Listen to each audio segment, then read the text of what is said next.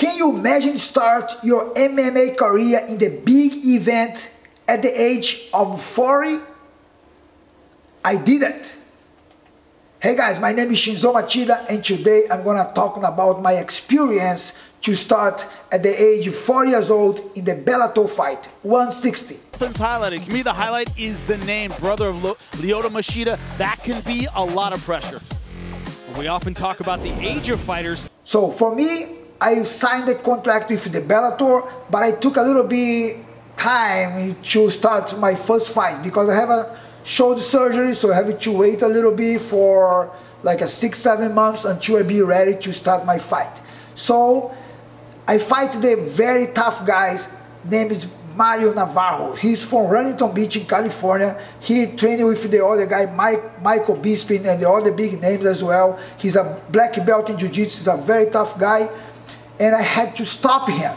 So I had to use my karate techniques, my karate skill to stop this strong guy. So what I did, so everybody asking me, the people in the media asking me, Chinzo, what do you feel fight under the Machida's name? Especially because you have your brother Lyoto is a very success in his career and now you're gonna debut in the big event. How are you feeling? You feel passionate about that? Actually, to be honest, I didn't feel passionate about this. I want to just be present and show my karate skills that I learned from my master and my mentor, Master Chinzo Machida. I trained the whole life. So when I start in the big event at the age of 40 years old, I have a lot of background in my karate. I participate a lot of karate tournament. Since the age of 4 years old, I started training karate. I became in the second place in the JKA karate as well. So I did some jiu-jitsu tournament, so wrestling tournament. So I have a big background, and also I follow my brother's career for his whole life. Since when he started the first fight, I was in his corner. So this gave me the experience to start at the age of 40 in the big show. But let's take a look about this fight. So the fight starts with the referee, like Joe McCarthy, is a big name in this MMA scenario. And as you can see my fight, all the time I move my front hand, try to read the rhythm from my opponent. I would like to see what's his reaction and try to keep it busy, like what's I have to do. So in this point, I did a kick to his leg, then I do the fake movement and I kick. So let's take more detail about this technique.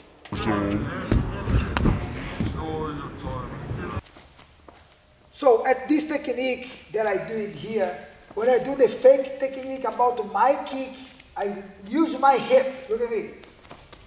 And what Murilo did, Murilo is gonna put the leg a little bit inside to protect against the low kick. He believed that I'm gonna do the low kick. When he put the foot back, I do the roundhouse kick to his leg. And also because my opponent is gonna try to get in close to me, so I have to make him busy to stop him. So one more time the technique, I do 1, 2. Even sometimes the guy don't move too much inside, but they do a little bit. When he put the foot back, then the time I kick again. And also I can be able to control my distance. When you continue here, you can see I control the distance because I use the 3 points karate stance. My head's in the middle, my front leg's in the front, and my back leg's back. So that's different than you use the position a little bit to the front as a box and Muay Thai use. So this gives you better sense of distance and time because my opponent, my face is going to be a little bit back in comparison with my opponent. Let's take a look to this fight. As you can see, I can control the distance, kick my giri and punch, and he's gonna try to chase me, but I control better the distance. I kick again his leg, control, he go in and out, I go out. So he's chasing me all the time, but I do the fake movement to keep him busy. He doesn't know which technique I'm gonna throw, and now you can see I got a counter 2. He's a very good fighter. He blocked my kicks. And all the time I go in and out to control my distance. When he tries to chase me, I stop him. So what he has to do, or he stop, or he's going to try to chase me better. So in that momentum, Mario Navarro, he chased me against the cage, but I escaped and I turn a little bit around. So Mario's gonna be behind the cage, actually against the cage, and I turn around to be in front of him. So this is a very important momentum because Mario tried to get his distance back, but when he stepped into my zone, not his zone, because I applied the Maigiri, is a long technique from karate, and I landed forward. That's not his distance, but I already got my distance. So when he comes to my zone, boom, boom, and I knock him down. So let's take a look, more details about this technique. He has to move in. Both fighters, this is their first fight since 2014. Oh, huge right hand. John McCarthy giving it a close look. Move, Mario. There we go. He's giving Mario Navarro a chance to back out of it. Chinzo Machida pouring it on, but Navarro has survived for the moment. The knockdown technique. I was here, close to the cage, and my opponent is going to chase me, and escape. When they chase me, he's still move, and I'm able to be ready. I was one step ahead of him. And he again tried to recuperate his distance. When he getting close, even far from him, is not for me. If I do only the regular kick, that's far from me too.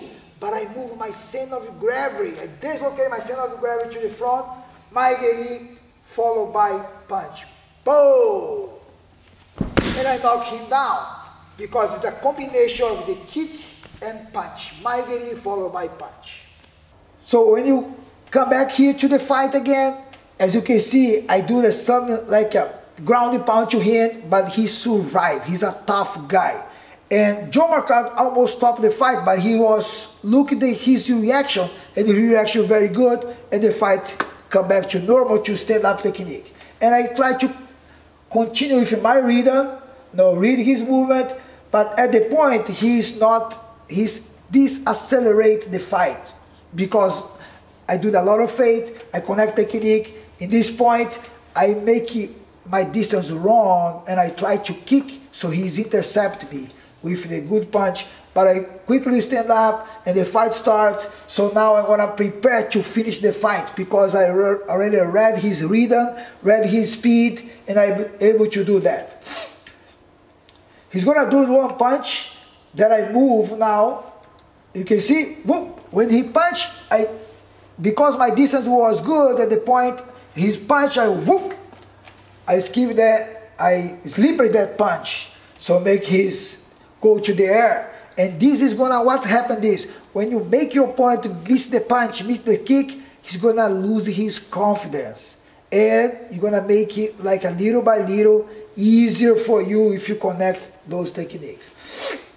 Now he's gonna chase me little by little, and he didn't find the distance, but now look at see, when he got to my distance, when he stepped into my distance, I was moving backward, but I see now is my distance. I realized that, so I throw the straight punch. So that's when starts the knockouts. But everything starts from this point. Only with his brother, Rafael dos Anjos. Look at that right hand. Let's see how the knockout starts. So Mario's gonna come close to me little by little, and I was moving back to manage my distance. But when Mario stepped a little bit there, I do my punch. Boom! Because that's the time when he stepped into my zone, it's hard to block. Let's see one more time. So I was here, a big step, boom! I hit him. And now and after that he's moving back, and I prepare for the knockout. And Mario will move backward, and I chase him, I control the fight. And now, what's happened here? He recuperated very well for this first punch. And I don't want to try to eager to finish the fight. No, because he can also hit me with his counter. So what I did, I did a fake movement to read and to see what reaction from him. And I see him duck a little bit, so that's, I see, oh, I read it very quickly. And one time, Joe Louis from the boxing, he said, when somebody duck, the uppercut is the perfect technique to throw. So I do the fake movement, one, read the movement, two, boom. Box camp, Rafael Cordero out of that camp. Incredible coach. Oh, monster right. Buckles the knees of Navarro. He survived the first time, but not here. Stay right there for a second. It's okay. Now, the proper technique, the uppercut technique. After I connect my first technique, my first punch, and my opponent go back a little bit against the cage, I did some kicks. What I did a fake movement because I was eager to finish the fight, but I cannot go straight, because if I go straight, he can also counter me. So what I did a fake movement, and I see my opponent this punch and duck a little bit. When I do the fake, you duck. And I come back. So that momentum, I realized the uppercut is going to work for this situation, because he put the head face down. His face is down a little bit. So what I did one, he throw this, even this connect to my face here, but he put down, I do the second, boom, the uppercut. And I finished the fight, continue my movement, and I didn't finish the fight. So that's very important techniques, because when you fake the movement, you realize what your opponent is going to react.